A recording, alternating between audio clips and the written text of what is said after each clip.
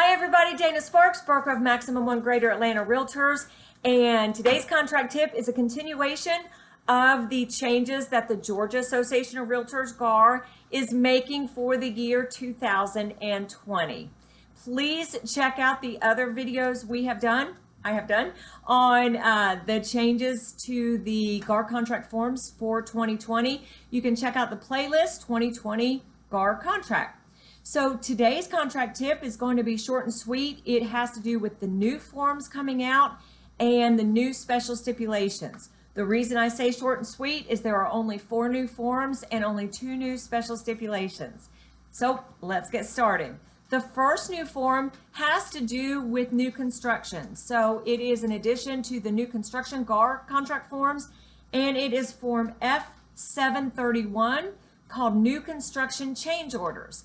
And it is a 2-page form where it has a place for the buyer and the seller signs it to write out what change orders are made. It is an amendment. So after a buyer goes under contract for new construction using the GAR contract forms, this would be an amendment for change orders regarding something that they had already agreed to in the purchase and sale agreement. Next new form is F911, Move-In Inspection Report Short Form. This is an exhibit, and this is an exhibit. So this is an exhibit that would go with a lease. They still have the Move-In Inspection Report long form. This is a short form, and it really is short. It is only 1 page where a tenant and a landlord can agree upon the status of the property upon a tenant's move-in, and it is a short form and it is an exhibit. Likewise, there is also the third new form is F912, Move Out Inspection Report short version. So again, this goes with the lease, and this is a form that a tenant and a landlord sign when a tenant is vacating a property, noting the status of the property, especially in comparison to the status of the property when the tenant moved in. Again, those long versions are still available in the package for you to use. This is just a short form. And then the fourth new form also that would have to go along with a lease is Exhibit F921, and it is called Pool on the Property Exhibit. Now, don't get confused. This exhibit is absolutely not to be used with a purchase and sale of a property where there's a pool. This is just to be used as an exhibit to a lease regarding a swimming pool on the property and the tenant's responsibilities for renting a property that does have a pool on the property. Pool on Property Exhibit. Again, a brand new exhibit, form F921. I am going to read through it just because it is such an important issue and definitely something that a landlord and tenant will want to include in the lease. This exhibit shall be part of the lease, so forth and so on. You name the landlord, the tenant, and the property address. Special stipulations. Tenant acknowledges that there is a swimming pool in good working order and repair on the property that complies with all safety requirements of the governmental jurisdiction in which the pool is located. Tenant agrees to contract with a professional licensed pool service for twice per year maintenance at the tenant's expense. Tenant agrees to contract with a professional licensed pool service company to dewinterize and uncover pool no later than May 1st, and agrees to contract with a professional licensed pool service company to winterize and cover the pool not later than October 1st. Tenant further agrees to maintain pool throughout the year, which shall include, without limitation, keeping the correct chemical balance, water level, vacuuming and cleaning the pool weekly, and keeping the pool equipment in proper use. Proper use. Neglect or misuse of chemicals. A proper working order. Sorry about that. Resident is liable for all costs and damages to the pool, attachments, liner, pipes, plumbing, heater, and filter due to the improper use, neglect, or misuse of chemicals.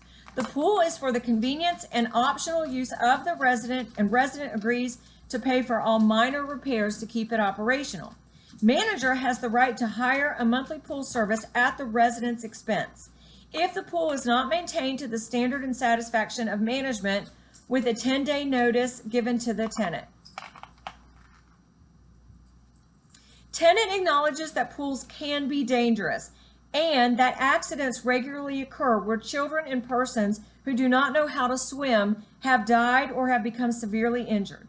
Tenant agrees that the fence around the pool is in good working order and repair, as is the gate leading to the pool. Tenant agrees to leave the gate to the pool in a locked position whenever the pool is not in use. Tenant further agrees to maintain the pool fence and gate in good working order and repair during the term of the lease. Tenant shall at no time leave any child 12 years or younger alone in the pool or in the enclosed pool area without adult supervision. Tenant agrees to indemnify and hold harmless the owner, landlord, and the property manager managing the property from and against any and all claims, causes of action, suits, damages, and injuries arising out of or relating to injuries occurring as a result of the use or existence of the swimming pool on the property.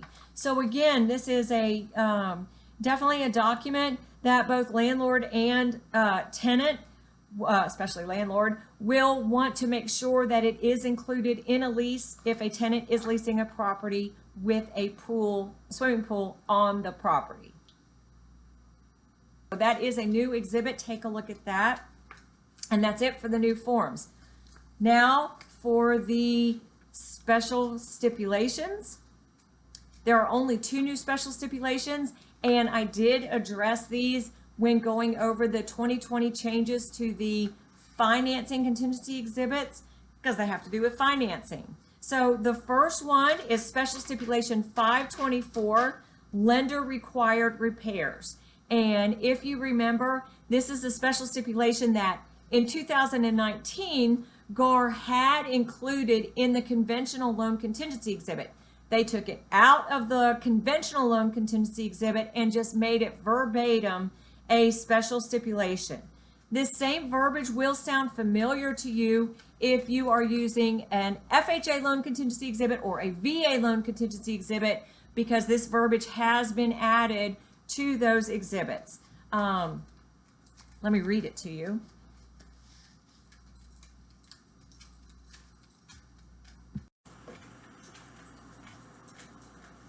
GAR special stipulation 524, lender required repairs.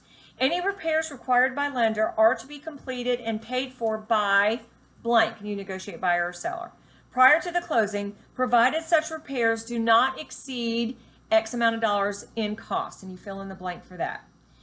In the event the anticipated costs exceed the amount listed above, an itemized estimate shall be provided to all parties from a third-party contractor selected by the seller of the total cost of repairs to be made by the property.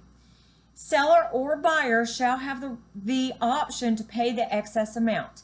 If the parties do not agree in writing who shall pay the excess amount, then this agreement shall terminate within 3 days of written notice of the itemized estimate. And then the next special stipulation is special stipulation 526, FHA VA development approval. Notwithstanding any other provision to the contrary, if it is determined that the property is in a real estate development that is not FHA or VA approved, the buyer may terminate this agreement upon notice to the seller and receive a full refund of the buyer's earnest money. Thank you all so much for watching. Dana Sparks, broker of Maximum One Greater Atlanta Realtors, satisfying your needs with service, innovation, and education.